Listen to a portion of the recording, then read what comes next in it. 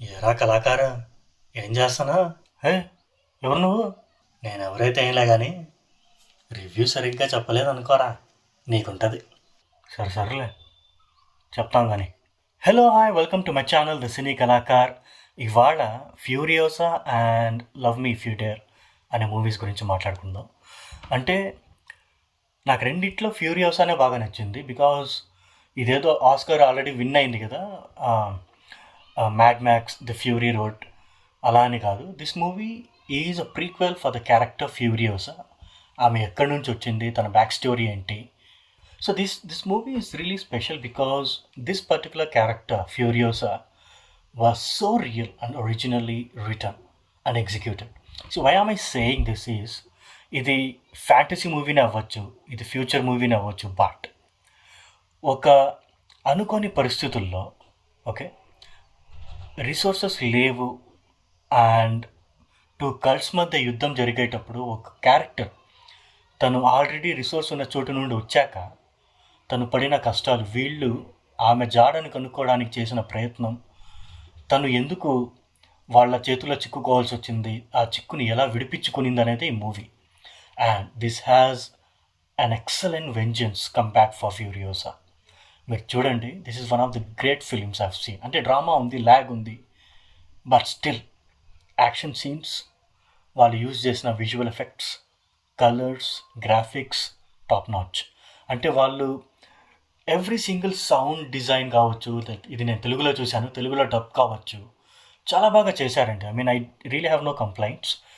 Lag ఉన్నప్పటికీ this movie, since they want talk about more on the character who is Furiosa, drama ఖచ్చితంగా ఉంటుంది, but నాకు కొద్దిగా you know they would have fast paced అనిపించింది.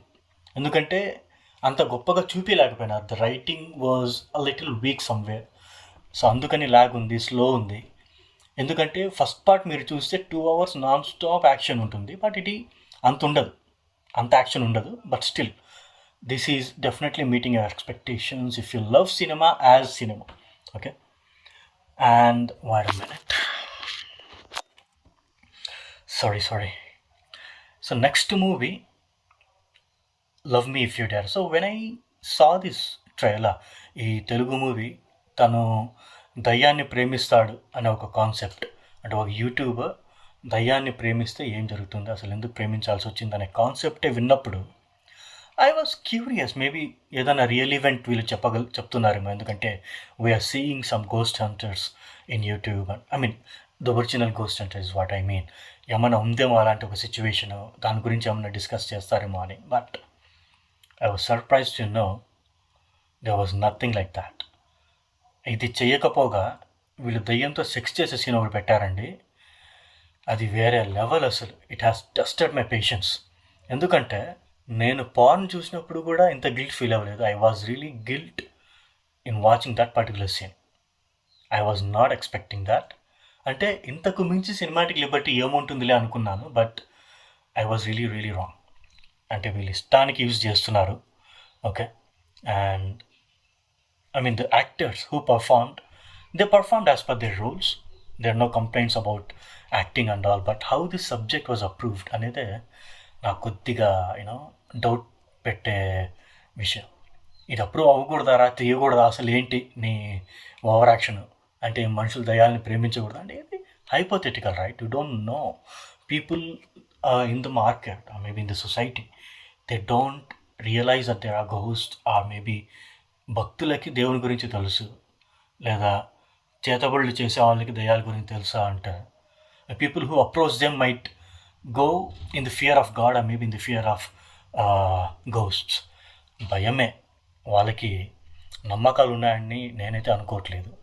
So ఈ నమ్మకాలు భయాలు పక్కన పెడితే దయ్యాలు నిజంగా చూసిన వాళ్ళు అయితే ఎవరు లేరు. In my circle I don't see any people talking about real ghosts is what I mean. So అటువంటి సబ్జెక్ట్స్ మనం టచ్ చేస్తున్నప్పుడు talk about some real incident that has happened. But ఈ కథకు వస్తే ఈ యూట్యూబర్ ఎవరైతే ఉన్నాడో తనకు ఒక కిక్ కావాలన్నమాట.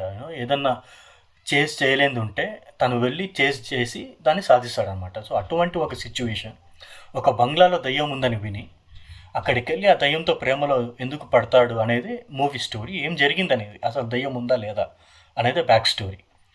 బట్ ఈ డైరెక్టర్ ఏం చేశారంటే there is a story return for the heroine, ఎవరు మన వైష్ణవి గారు. ఆమెకి ఒక సైకలాజికల్ డిజార్డర్ ఉంటుంది. ఎందుకంటే చిన్నప్పుడు వాళ్ళ అమ్మని తన కళ్ళ ముందరే కాల్చుకొని చనిపోతుంటే చూస్తుంది ఈ అమ్మాయి. She was almost 3-4 years kid ఉంటుంది సరేనా, తను వైష్ణవి. అందుకు తనకు ఒక సైకలాజికల్ డిజార్డర్ ఉంటుంది. అండ్ తన ఎమోషన్స్ ఎప్పుడైతే ట్రిగ్గర్ అయినప్పుడల్లా she use to change her name. అంటే ఇప్పుడు వైష్ణవి ఉందనుకోండి, తనకి ఎప్పుడైనా సిచ్యువేషన్ గుర్తు రావడమో, when she goes out of a control, she changes her identity అనమాట. ఎవరైనా కామెంట్ చేసినప్పుడు లేకపోతే ఇంకెవరైనా ఏడిపించినప్పుడు అలా జరుగుతుంది. సో ఇది ఒక సైకలాజికల్ థ్రిల్లర్ అయ్యి ఉండొచ్చు, లేదా సీరియల్ మర్డర్ కేస్ చేజ్ చేసే సినిమా కూడా అయ్యి ఉండొచ్చు. You know they would have explored more about Vaishnavi's character which didn't happen. Okay, this is the backlog of this story. And ఏమో మరి, అంటే why people are always obsessed about love, sex, I really don't know. But write something relatable, original, if not relatable or original type, make movies that make sense, at least, is what I mean. So Furiosa and Love Milo, I would recommend you to go watch Furiosa if you can watch, and if you love action cinema and action and drama. And Furiosa is the 5th film and ee series lo. Okay, so this is what it is, and I want you to keep love cinema, because cinema is also one of the biggest arts, and because it is collaborating every other art in the society to make one film, and they are making all efforts to give you a great content.